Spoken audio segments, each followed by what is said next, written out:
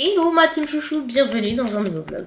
On recommence la semaine ensemble, nous sommes lundi, j'ai pas mal de petits trucs à rattraper et j'ai quelques appels à passer. Ce qui est en priorité, c'est pour mon fauteuil, parce que mon fauteuil de merde, je vous en ai déjà parlé 1000 fois, mais vraiment ce fauteuil c'est le pire achat que j'ai fait. Il a 1 an et demi, il a même pas 2 ans et j'ai eu plus de réparations sur celui-ci que sur tous mes autres fauteuils précédents réunis et j'ai trop les boules parce qu'en fait le fauteuil tu peux le changer tous les 5 ans. En vrai on peut le changer avant les 5 ans mais à ce moment là il n'y a aucune prise en charge et c'est complètement à nos frais. Et un fauteuil c'est minimum 4000 € et on va parler d'un fauteuil sans aucune personnalisation, sans aucune option. Et je parle juste d'un fauteuil manuel. Du coup, on attend tous les 5 ans, même s'il y a quand même une partie à notre charge aussi. Du coup, ce fauteuil, clairement, je suis coincée avec pendant un long moment et j'ai vraiment les boules parce que je me sens pas du tout en sécurité, en fait, pour être honnête avec vous, sur celui-ci. Un coup, c'est la roue qui part, un coup, c'est les poignées qui lâchent, un coup, c'est les petites roues de devant. Le roulement, il est complètement mort. C'est mon père qui m'a changé celle de devant il y a le mois dernier. Vous vous rendez compte quand même qu'il a récupéré les petites roues de mon ancien fauteuil avec qui j'ai passé 5 ans. J'ai voyagé, j'ai trop bougé avec ce fauteuil, quasiment jamais eu de réparation, donc les petites roues étaient d'origine. Celui-ci, il a moins de 2 ans, le roulement était mort et on a dû récupérer les autres quoi, enfin c'est complètement fou. J'ai changé 3 fois les pneus, enfin, c'est un enfer. Et donc là, c'est à nouveau ma roue de gauche qui se sort tout simplement. Donc à tout moment, elle se barre et je me casse la figure quoi. Donc vous avez compris, et on appelle un technicien, c'est reparti. En fait, elle se déclipse et du coup à tout moment, elle se sort. Et on n'arrive pas du tout à faire la réparation, c'est la 2e fois. J'ai une autre pièce qui est cassée au niveau du châssis sous le fauteuil. J'ai ouvert une intervention pour Nicolas qui va vous contacter. Ok, super, je vous remercie. Pause dans la vidéo parce que cette courte portion est sponsorisée par Evenco. Vous savez que je bosse régulièrement avec eux, ils m'ont passé un nouveau code promo qui vous donne droit à moins 50% sur tout le site. Donc pour rappel, Evenco c'est quoi? C'est une culotte de règles, donc réutilisable, qui remplace donc les serviettes, les tampons et qui garantit pas de fuite, pas d'odeur pendant 12 heures. Vous avez plusieurs modèles à chaque fois, plusieurs coloris aussi, donc là par exemple on a un espèce de bleu marine foncé, c'est le modèle que je préfère, je trouve super joli. Vous le voyez à l'intérieur, le pad il se situe à ce niveau là et ce que j'adore dans ces culottes c'est qu'il remonte très haut derrière, au niveau de la bordure de la culotte, donc vous avez un pad qui est intégral. Pour autant la culotte est super jolie, on n'a pas l'impression d'avoir une grosse culotte de règles, pas du tout, c'est juste une culotte normale, mais qui est beaucoup plus discrète, confortable et surtout vous avez l'esprit tranquille, il n'y a aucune odeur, moi j'utilise depuis assez longtemps maintenant, ça va faire 2 ans. Pour les laver, c'est tout simple, soit vous le faites à la main,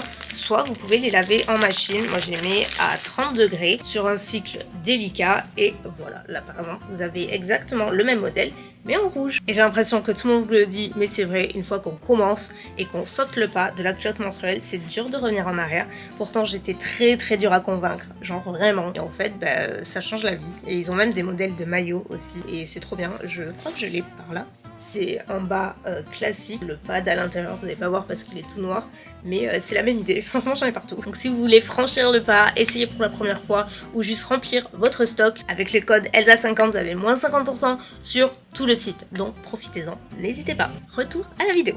Bon, ça c'est fait. L'ORL. Je prends rendez-vous chez l'ORL régulièrement, mais comme il y a toujours beaucoup de demandes, je suis obligée de prévoir en amont, genre 3 mois avant un prochain rendez-vous. Dites-moi si parmi... j'ai l'impression d'être la seule sur Terre, alors je sais que je suis pas la seule, mais genre vraiment ça fait très exactement 18 ans, tous les 2-3 mois à peu près, j'ai mes oreilles qui se bouchent, littéralement, je n'entends plus rien, c'est horrible, genre c'est pas douloureux mais c'est horrible, c'est comme si vous avez la tête sous l'eau en permanence, c'est vraiment une sensation que je déteste, vraiment, vous avez pas idée. Et du coup je suis obligée de me les faire déboucher, je peux pas me les faire moi-même, j'ai absolument tout essayé, tous les sérums, les cérulises, les eaux de spray, les poires avec de l'eau, tout ça, j'ai tout essayé. Même les trucs qu'il faut pas faire, je les ai fait. Je n'utilise pas de coton-tige, vraiment, je fais tout ce qu'il faut faire, mais il n'y a rien à faire. Je suis comme ça. L'ORL me dit que y a plein de personnes comme ça, en fait, qui sécrètent trop de cérumen. Alors, il y en a qui en sécrètent pas assez, et du coup, c'est pas mieux, et d'autres qui en sécrètent trop, et du coup, c'est mon cas. Et il n'y a rien à faire, quoi. Il n'y a aucun traitement, il n'y a rien à faire. Voilà. Oui, bonjour, ce serait pour prendre un rendez-vous avec le docteur, s'il vous plaît. Le premier rendez-vous, je suis en consultation privée au 13 septembre. Je m'en vais le 12 donc comme par hasard. Attendez, après je suis en train de regarder. Attends. Le 4 septembre à 14h. Bah oui, ce serait parfait. Merci beaucoup. Je vous en prie. Bonne journée, au revoir. Oui, parce que je vous ai pas dit et je vais pas vous dire. 12 seconds later. J'ai trop envie de vous dire. Bon allez, je vous dis, la team chouchou saura, c'est pour celles et ceux qui sont assidus dans mes vlogs. On va au Canada. Moi j'y suis jamais allée, ma cousine y a vécu pendant pratiquement 10 ans. Donc j'ai limite l'impression de connaître sans connaître parce que je sais que à chaque fois qu'elle m'en parlait, ça me donnait vraiment envie de le visiter. Et mon chéri est un peu passionné du Canada aussi, il y est allé, il y a vécu quelques temps aussi, et il a un amour infini pour le Canada, donc vous voyez j'ai plein de personnes autour de moi qui m'ont littéralement poussé à y aller tellement ils m'ont donné envie d'y aller, donc voilà, j'ai prévu de vlogger tous les jours, de faire plein de vidéos là-bas, ça va être vraiment sympa. Maintenant, chose super pleine, je dois faire ma TVA, enfin ma compta quoi. J'ai 2 voix off enregistrées parce que j'ai fait, alors il y a pas mal de temps maintenant, j'en ai plein de côté, des vidéos que j'ai préparées, des recettes et tout. Moi j'en ai filmé un paquet et j'ai jamais osé les poster encore, c'est ce que je vous disais dans le vlog précédent. Si vous l'avez pas vu, je vous le mettrai, n'hésitez pas à le voir, vous comprendrez davantage. Et donc là c'est bon, je me suis un peu bougée et je veux tout poster. Donc c'est ce que je vais faire et comme ça après je l'exporte et ça va rejoindre ma liste de contenu. La majorité des recettes, je vais les poster sur TikTok parce que comme je le disais, c'est un réseau que je veux vraiment essayer. Ça me laisse quand même le choix et totalement la liberté d'en poster aussi sur Instagram. Donc je pense peut-être récupérer quelques vidéos et les mettre alors, tout en musique sur Instagram. C'est pas complètement la même vidéo mais c'est la même recette. Je pense que ça pourrait être sympa aussi, enfin, il y a vraiment plein de trucs à faire. Et j'ai tourné des vidéos un jour dans mon assiette et celle-ci je pense que je les mettrai plutôt sur Insta, je sais pas encore. Ou peut-être que je ferai les deux, en vrai, pourquoi choisir? Pour ce midi je me suis fait du poulet avec de la tomate, de la mozza. Pour ce midi, je me suis fait un filet de poulet avec de la tomate, de la mozza. D'ailleurs, j'ai déjà filmé la recette, je vous la partagerai promis. C'est hyper simple et en accompagnement, je me suis fait ces râpés de pommes de terre. Je m'étais pris dans mon drive pour tester. J'ai jamais essayé des poulets traiteurs. Bah en vrai, vous savez quoi, j'ai été agréablement surprise, c'était super bon. On change d'ambiance, ce soir j'ai Mounette et Hugo à manger, du coup je vais préparer à manger, hein, vous avez compris. Là, à commencer par le dessert, j'ai décidé de leur faire un crumble aux pommes, ça fait 1000 ans que je n'en ai pas fait. Et pour info, la recette est dispo dans mon livre.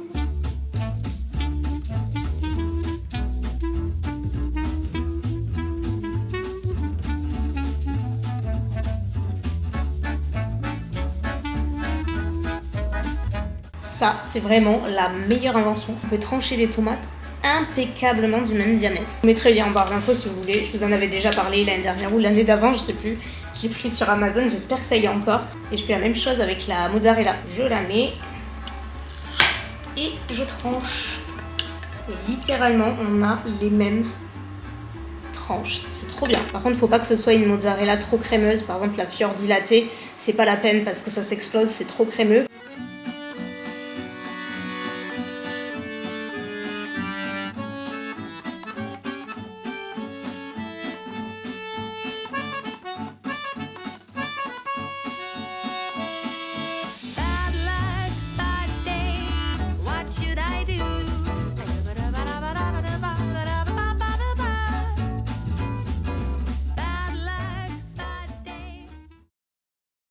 Donc on est le lendemain matin, ça y est, là, ça commence à se lever. Là, du coup hier soir j'ai pas du tout vlogué au final. J'ai filmé pour mes contenus food et j'ai oublié de vlogger. Mais c'était très sympa, franchement on a passé une bonne soirée. Le repas était bon, tout le monde était content, il a fait super bon. Enfin, franchement c'était très très cool. Là du coup on retourne en jardinerie, c'est la bonne cette fois-ci. Je vais acheter mes herbes aromatiques. Je suis trop contente puisqu'elle est terminée. Donc go acheter mes petites herbes. Bon, je suis dégoûtée, il n'y a que du basilic, il n'y a pas grand chose. Il va falloir aller à un autre endroit, j'ai pas envie. Et voilà, c'est quand même plus garni. C'est bon, alors là j'ai du persil, ciboulette.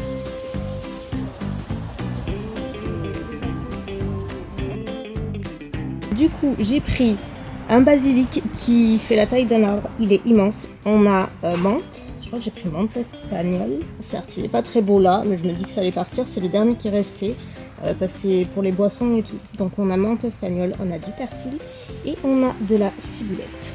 Maintenant, il n'y a plus qu'à. Ah d'ailleurs, je vous ai pas montré. La voici, du coup avec les calibotis dessous. Vous voyez la lasure et tout, franchement c'est pas mal. J'ai mes petites plantes juste en haut. qu'on va ranger. Celles-ci, elles vont aller derrière. Et voilà, on va peut-être rajouter un peu de terreau, je sais pas. J'attends de faire les plantations d'abord. Ça assorti à ma tenue.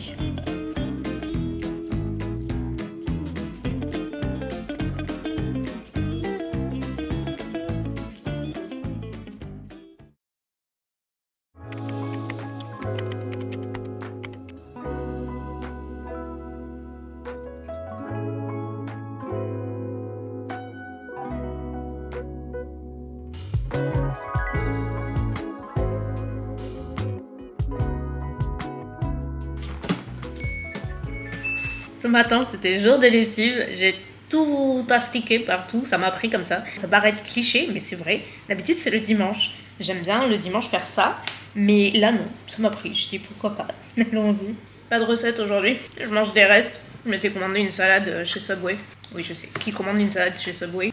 Moi. J'ai pas filmé hier pour le vlog parce que j'ai filmé pour une autre vidéo. J'ai passé une trop bonne journée, c'est trop bien, ça m'a fait trop plaisir de filmer pour autre chose qu'un vlog. Vous me prenez pas, je vous aime de tout mon cœur et les vlogs c'est la vie. J'ai envie de faire autre chose, vous voyez. Et vous m'avez vraiment vachement encouragé là-dedans quand je vous en ai parlé dans un vlog précédent.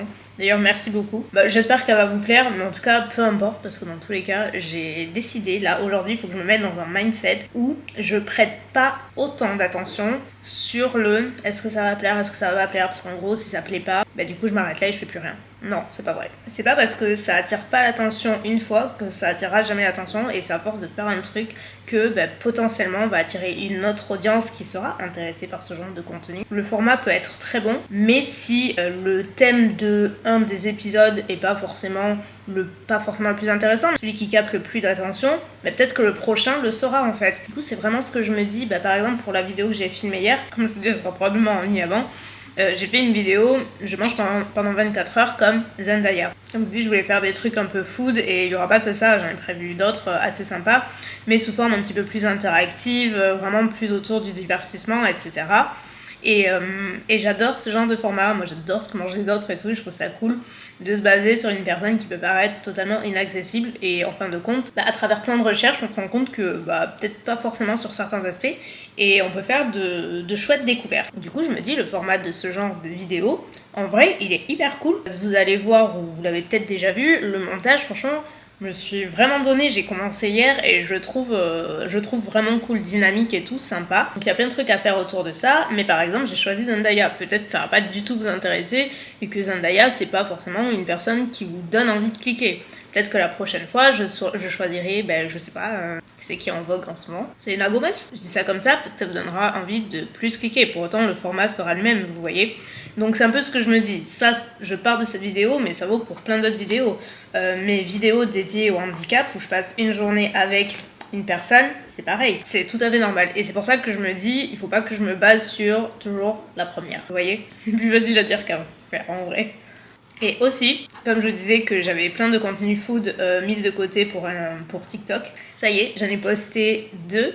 Et en vrai, j'adore. Parce que comme je dis, c'est un tout nouveau réseau. Et je trouve ça cool. En fait, j'ai l'impression d'être complètement novice, débutante quelque part. Et t'as plus cette envie de te donner 2 fois plus et ce challenge en fait. Plutôt que quand t'es installé quelque part depuis X années, que t'as un peu ton confort et tout, comme moi j'ai sur YouTube, et c'est ça que j'ai tendance à oublier. Alors que là, par exemple sur TikTok, je suis arrivée de zéro, quoi. J'ai tout à faire, à construire.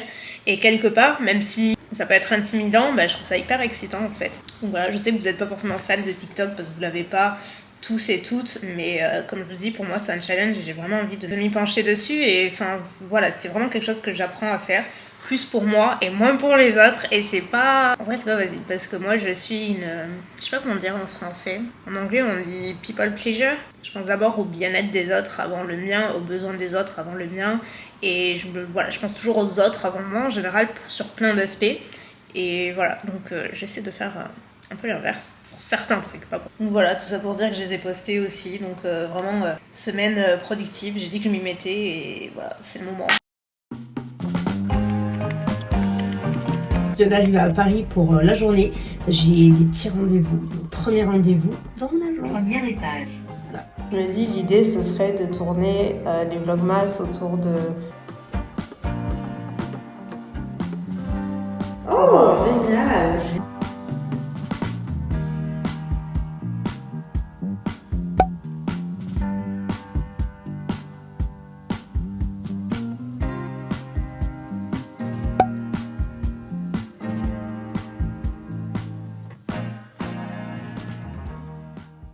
Comme vous voyez, je suis rentrée. C'était vraiment qu'une journée hier. C'était hyper rapide. Au final, de toute façon, je savais que j'allais pas vlogger parce que tous mes rendez-vous se sont enchaînés. Et de toute façon, c'est pas des trucs que je peux vlogger vraiment. Donc, mais en tout cas, c'était cool, hyper productif. Aujourd'hui, au programme, ce matin, on va aller faire un petit tour au marché pour voir un petit peu ce qu'on peut trouver. On le fait rarement. On en a fait un le week-end dernier et franchement, on a adoré. On s'est dit vraiment, il faut qu'on en fasse plus souvent. Donc là, on va aller faire un petit tour au marché. Et surtout, cet après-midi, j'ai l'ergot qui vient parce que je vais faire un essai d'une... Comment vous expliquer? En gros, ça s'appelle la track wheel, le système. En gros, c'est un système de roues supplémentaires que l'on va ajouter au fauteuil et qui est censé être un peu, pas tout terrain, mais l'idée, c'est de pouvoir se déplacer beaucoup plus facilement avec ça.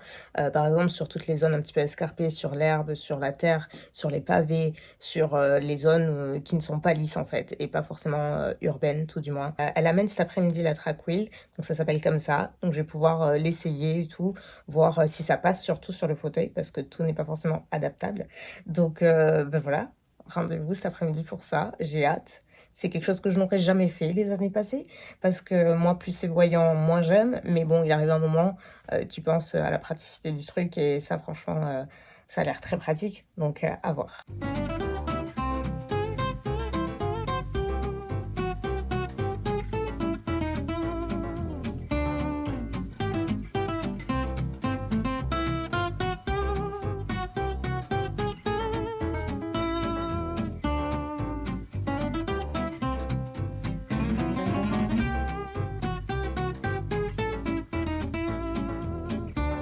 Moi, me la mettre? Ouais, C'est ici que je peux la mettre? ouais, tout à fait. Moi, j'ai serré. Après, je peux desserrer, hein, si j'ai... Je vais desserrer. Là, C'est mon côté plus faible. Donc là, le but, c'est de tourner pour faire passer la roue. Si je tourne par là. Voilà. Et là, vous avez les roues avant levées. Ouais, là, tes Vous roues êtes en avant touchent plus. position. Ah ouais.